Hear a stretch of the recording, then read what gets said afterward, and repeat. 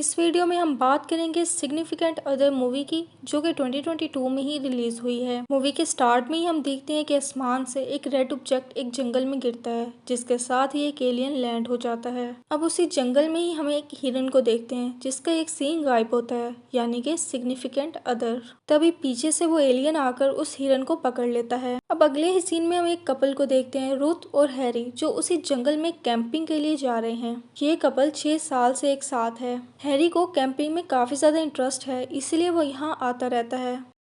जंगल जाते हुए रास्ते में वो एक जगह पर रुकते हैं, जहाँ पर एक बच्चा उनसे पूछता है, क्या तुमने रेड स्टार को देखा? लेकिन उस बच्चे की बात को वो दोनों मजाक में ले जाते हैं। अब अजीब बात यह है कि उस जगह का नाम रेड रिज ट्रेल है और इनकी कार का रंग भी लाल है। अब ये दोनों पैदल ही अपना ट्रेल स्टार्ट कर देते हैं। अब हैरी तो बहुत खुश होता है, लेकिन रुथ को लगता है कि शायद कोई उनका पीछा कर रहा है। अब रात को खाना खाकर वो दोनों टेंट में सो जाते हैं, लेकिन रुथ को बिल्कुल भी सुकून नहीं मिल रहा था। उसको लग रहा था कि कुछ ना कुछ तो गलत है। इसी दौरान उठकर वो बाहर आ जाती है, देखती है कि क्या मसला है।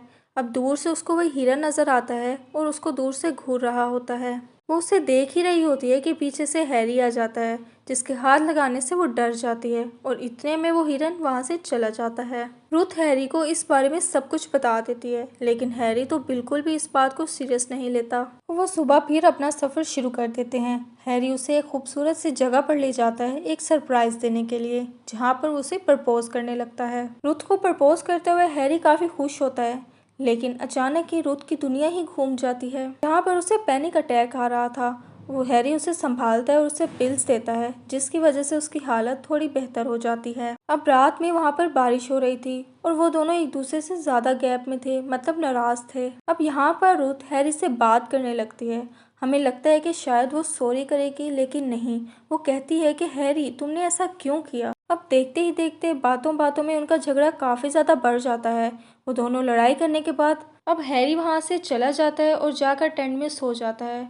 अब जैसे ही सुबह रुथ की आंख खुलती है तो वहां पर हैरी मौजूद नहीं होता और टेंट से बाहर उसे एक खत मिलता है, जिसमें लिखा है कि वो वॉक पर जा रहा है और जल्दी वापस आ जाएगा। अब रुथ अपने डॉक्टर को फोन करने लगती है, लेकिन वहां पर सिग्नल नहीं होते। सिग्नल की तलाश में वो थोड़ा आगे बढ़ जाती है और फोन लग भी जाता है, लेकिन वो खुद ही उस कॉल को काट देती है। अब जैसे ही वो वापस मुंह मोड़ती है और अपने टेंट की तरफ जाने लगती है तो उसे वही हिरन वहां पर मरा हुआ मिलता है, लेकिन काफी ज्यादा भयानक हालत में। वो उस हिरन से घबरा कर वापस जाने ही लगती है तो वहां पर हैरी आ जाता है। रुथ हैरी को बताती है कि ये वही डियर है जिसको मैंने रात में देखा था, लेकिन तभी हैरी रुथ को कहता है कि इस जंगल में इतने ज्यादा हिरन है जिसका तुम ख्याल भी नहीं कर सकती, चलो वापस चलें। फिर हैरी सोचता है कि शायद किसी बीमारी की वजह से वो हिरन मरी है, लेकिन रुथ को अभी भी कुछ ना कुछ शक है। तब हैरी रुथ को कहता है कि तुम फिक्र ना करो, मैं तुम्हें कुछ नहीं होने दूंगा। अब अगली सुबह हैरी खाना बना रहा था और रुथ एक जगह टहल रही थी, जहाँ पर उसे एक केव मिलती है। अब रुथ उस केव के अंदर चली जाती है, जिसके अंदर उसे एक नीली अजीब सी चीज दिखती है। वो जैसे ही पीछे मुड़ती है तो उसे एक अजीब कोई क्रिएचर नजर आती है, जिसकी वजह से वो चीखती है। और अब इसी के साथ ही सीन आगे शिफ्ट हो जाता है। अब जब काफी ज्यादा देर तक रुथ वापस नहीं आती तो हैरी उसे देखने के लिए जंगल की तरफ उठता है। रुथ हैरी को मिल जाती है, लेकिन वो अजीब ही तरीके से खड़ी होकर सिर्फ और सिर्फ जंगल की तरफ देख रही थी। रुथ का बिहेवियर काफी ज्यादा चेंज हो जाता है, जिसको हैरी तो नोटिस नहीं करता। ऐसा लगता है कि शायद रुथ पर उस एलियन ने हमला कर दिया है। रुथ एक ही दम सीरियस हो चुकी थी और कोई भी एक्सप्रेशन उसके फेस पर नहीं था। अब रात को सोते वक्त हैरी की अचानक आंख खुलती है तो वो टेंट में रुथ को नहीं पाता। वो रुथ को ढूंढने के लिए बाहर निकलने लगता है तो पीछे से ही रुथ उसे आकर डरा देती है। उसके हाथ में हैरी का चाकू भी होता है। अब रुथ हैरी को बताती है कि शायद मैंने किसी जानवर की आवाज़ सुनी है। हैरी उससे अपना चाकू ले लेता है और दोनों दोबारा सो जाते हैं, लेकिन रुथ की हालत अभी भी ठीक नहीं होती।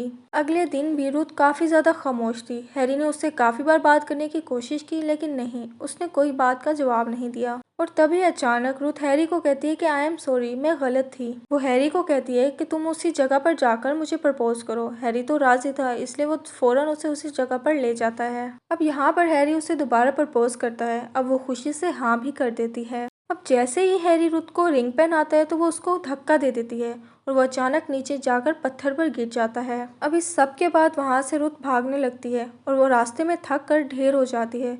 अब अचानक उसके पास एक और कपल दिखाई देता है। उस कपल का नाम होता है रेन और विवियन। वो कपल रुथ से पूछता है कि तुम्हें क्या हुआ। वो कहती है कि मुझे तो कुछ भी याद नहीं। वो फौरन पुलिस को बुलाने की कोशिश करते हैं, लेकिन वहाँ पर तो नेटवर्क ही नहीं होता। उस रात वो उसको अपने पास ही सुला लेते हैं। वो दोनों लोग रुथ से काफी ज्यादा बात करने की कोशिश करते हैं, लेकिन वो उन दोनों को कोई भी जवाब नहीं देती। अब वो वहाँ पर रात में वो कपल आपस में बात कर रहा होता है, जहाँ पर रुथ आ जाती है और उसके हाथ में चाकू भी होता है। वो उस पर चाकू तान भी देती है, लेकिन वो चाकू उस कपल के लिए नहीं होता, बल्कि पीछे खड़े हैरी के लिए होता है, जो पता नहीं कैसे अचानक वहाँ पर आ जाता है, जबकि हैरी तो मर चुका होता है। और यही इसी फिल्म का असली ट्विस्ट है। हैरी को पास आता देखकर रुथ डर के मारे भागने लगती है।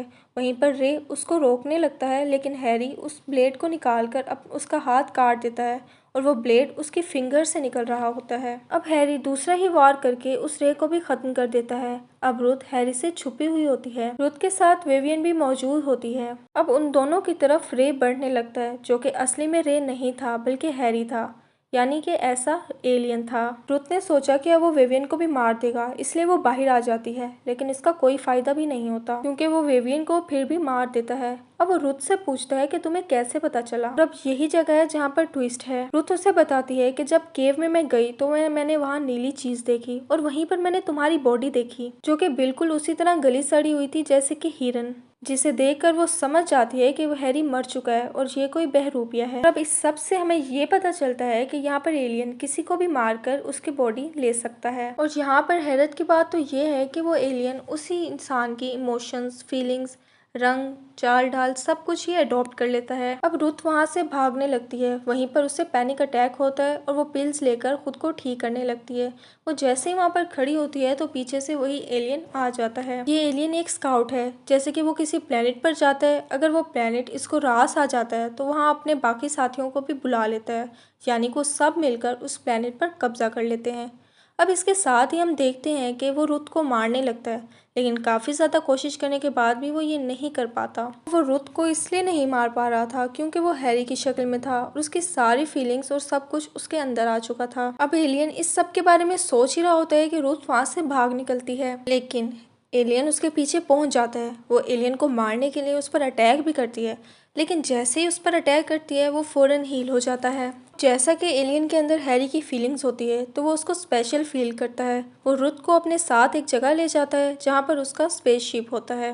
वो रुथ को अपने साथ अपने प्लेनेट पर ले जाना चाहता है और यहाँ पर एलियन रुथ को बताता है कि मेरे जैसे और भी काफ़ी लोग आ रहे हैं यहाँ पर कब्जा करने और इन सबको हम मार देंगे और यहाँ पर कोई भी रहने लायक नहीं बचेगा। लेकिन रुथ उसकी किसी भी बात का ध्यान नहीं दे रही थी, क्योंकि उसका ध्यान तो पानी की तरफ था। रुथ अचानक से हैरी के चाकू से उस एलियन को स्टैब कर देती है और पानी की तरफ भाग जाती है, लेकिन एलियन जैसे कि फौरन हील हो जाता है वो भी उसके पीछे पीछे पानी की तरफ बढ़ जाता है। लेकिन वहीं पर अचानक शार्क आ जाती है और खून की वजह से उस एलियन पर हमला कर देती है। अब रुथ वहां से भागने की कोशिश कर ही रही होती है कि एलियन फिर से वापस आ जाता है। अब भागते भागते रुथ अपने टेंट तक वापस पहुंच जाती है, जहां पर उसे थोड़ा सा खाना मिल जाता है। अब यही खाना खाते खाते उसे फिर से पैनिक अटैक आ जाता है। उसके पास अब सिर्फ एक ही पिल वापस बची थी, जिसको खाकर वो ठीक तो हो जाती है।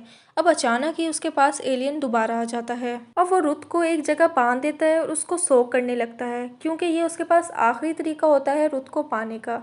अब जैसे ही वो रुथ की शक्ल इख्तियार करता है तो उसको काफ़ी ज़्यादा पेन होने लगता है, क्योंकि उसने रुथ की एग्जाइटी और बचपन का ट्रॉमा भी सोक कर लिया है। अब एलियन रुथ पर हमला करके उसको मारने ही वाला होता है कि रुथ अपनी एग्जाइटी का इस्तेमाल करके पैनिक अटैक करा देती है और वो और ज़्यादा डिप्रेशन में चला जाता है।